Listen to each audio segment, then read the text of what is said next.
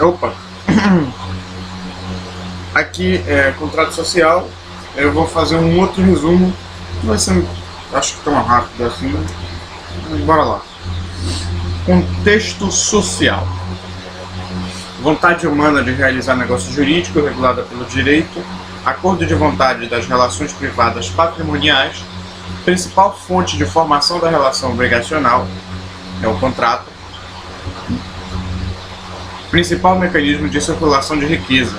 Importância social, jurídica e econômica. Atualmente, visão coletivista, função de norma social, função social, norma de ordem pública. Agora que eu fui entender, tava meio louco aqui.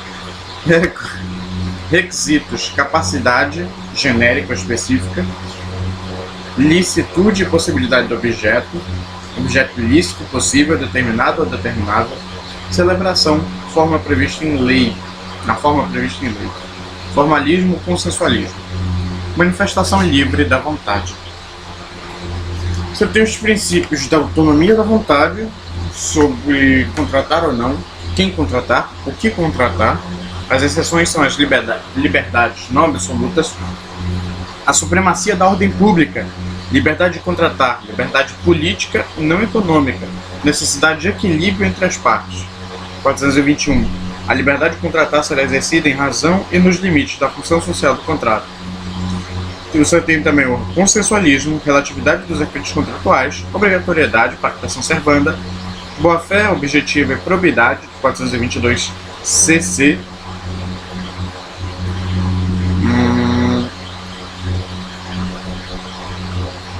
A boa-fé independe de dolo ou culpa. E o boa-fé objetiva é o padrão do homem médio. Nulidade das cláusulas, consequências se houver vícios. Agora vamos para outra. Tem umas aqui que eu não vou citar, explicar muito sobre elas, vou citar apenas por causa que no outro resumo de Direito Civil 2 já está explicado. Então não preciso ficar me repetindo aqui, tá? Contratos atípicos, vide 425 CC. Expectativa de morte sobre alguém, 426 CC. Formação dos contratos jurídicos, primeira etapa, formação da vontade interna no agente e posterior exteriorização, é o que importa. Segunda etapa, convergência de vontades. Terceira etapa, aperfeiçoamento. Negociações preliminares, antes da proposta em si, momento de negociar, explorar, trocar ideias acerca do negócio jurídico firmado. Não tem requisitos essenciais do contrato. Proposta contém elementos essenciais: preço, forma, obriga as partes, proponente, solicitante e oblato. Oferta pública, 429, parágrafo único. 427 vai obrigar as partes via de regra, exceto naquele negócio que está listado lá. Mas peraí.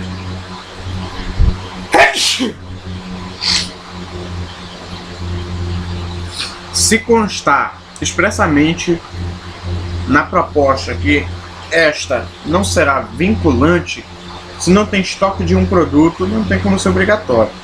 Colocado este disposto para dar ao juiz a chance de analisar, no caso concreto, se cabe ou não a vinculação.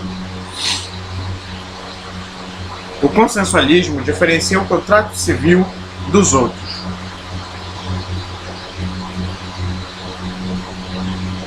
Tá legal. Isso aqui já foi dito por mim várias vezes, então não vou nem prosseguir nisso. Muito bem, vamos lá. Tá legal. Vamos lá. Civilize-se, formação e classificação dos contratos. Fala em civilize-se. Se você procurar formação e classificação dos contratos, você tem um resumo lá excelente.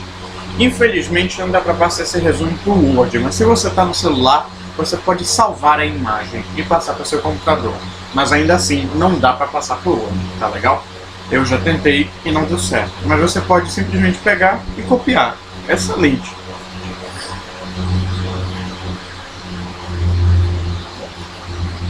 O contrato é acordo de vontade que tem por fim criar, modificar ou extinguir direitos.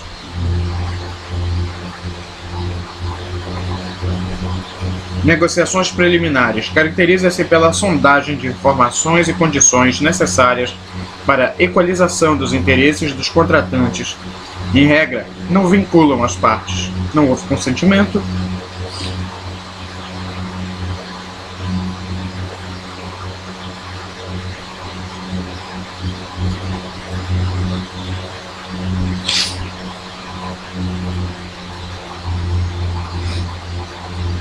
Isso aqui tudo já tenho dito. A proposta deve ser inequívoca, precisa e completa, receptícia, só produz o efeito de ser recebida pela outra parte, vinculação das partes, força vinculante da oferta, proposta, vínculo o proponente, já foi dito. Proposta não obrigatória, em razão das circunstâncias do caso. Vide 434 CC. É sério, veja esses vídeos com o Código Civil perto de você. Não tô brincando, isso é muito sério, cara.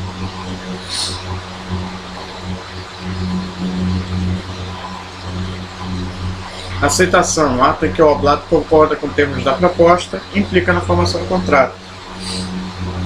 A anuência deve ser integral. Ambas as partes.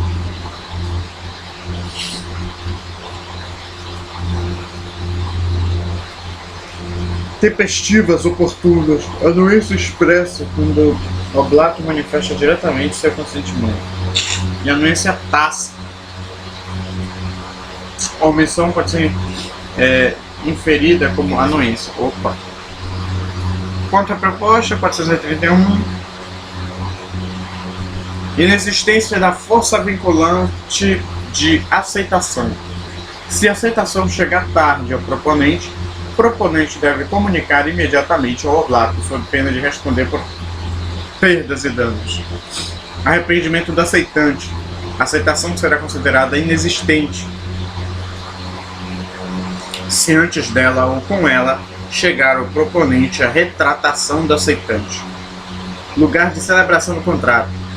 No lugar onde o contrato foi proposto, 435. Trata-se de regra dispositiva e não impositiva. Partes podem dispor de modo diverso.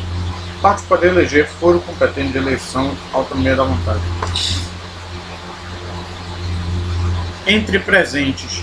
É o instante que o contrato se torna perfeito e acabado, compelindo as partes à execução das obrigações assumidas. Proposta sem prazo. A aceitação deve ser imediata, do contrário, perde força vinculante. Proposta com prazo. A aceitação deve ocorrer dentro do prazo estipulado, do contrário, desvincula o proponente. Entre ausentes, 434, inciso 1º ou 3º, CC. Contrato celebrado por correspondência, carta, e-mail, telegrama, fax ou por intermédios. Tornam-se perfeitos desde que a aceitação seja expedida, 434. Se tiver retratação antes ou com aceitação, não é concluído, 433. Teoria da expedição, adotada pelo CC também. Mas, excepcionalmente, lembre-se disso. Resposta expedida é necessária e são perfeitos com aceitação expedida. Contratos entre ausentes, onde acontece, e adotada pelo CC. Tá legal. Teoria da recepção, adotada pelo CC. Perdão, tá louco isso aqui. A teoria da expedição é a que é adotada pelo CC, não é excepcionalmente, ela é adotada mesmo. A teoria da recepção, perdoe-me, ela é adotada excepcionalmente no contrato entre ausentes.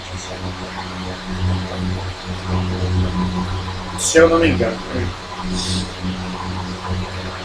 Considera-se entrega do destinatário. Parte da doutrina entende que o CC, ao permitir retratação da aceitação, filiou-se a essa teoria. Eu acho que assim, não é sempre que precisa ser 880. Se ela pegou as duas teorias, uma para ser a de regra e outra para ser a de exceção, poxa, simplesmente isso. Não tem para quê.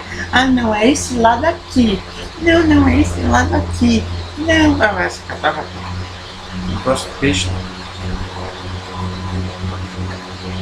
Né? As pessoas querem que seja alguma coisa, elas obrigam você a ser alguma coisa. Não, se não quiser ser nenhum dos lados, e aí, como é que fica? Complicado uma coisa dessa, cara. Bora lá. Quanto aos efeitos, classificação dos contratos: unilaterais, bilaterais, plurilaterais, gratuitos, onerosos, comutativos, aleatórios, acidentalmente aleatórios, aleatórios por natureza. Vai se ferrar, tem até isso para classificar, mas é uma safadeza que não acaba mais. Quanto à formação: paritários de adesão, contrato tipo, meu pai do céu. Ao momento de execução: contratos de execução instantânea, de execução diferida e contratos de trato sucessivo. Ainda bem que eu não disse naquela questão que era diferida, porque senão eu ia me ferrar. Mas eu não estava pedindo diferida, então nem falei. Ufa! Quanto ao agente: personalíssimos e pessoais, individuais, coletivos.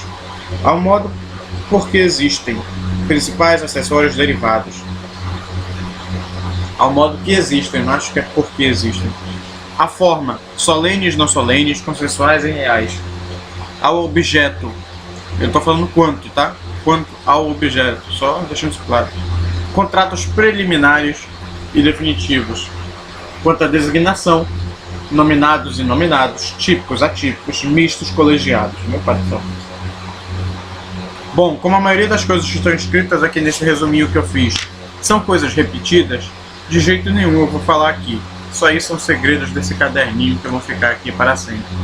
Nossa, que triste, né? Mas olha, realmente eu aconselho que você vá lá no Civilize-se e pegue o resumo, porque o que eu poderia falar aqui tá naquele resumo, cara. É aquilo, você lê, acabou-se, é rapidinho. Complementa algumas coisas, né? Sempre é bom fazer isso. E pronto, acabou-se. É isso aí.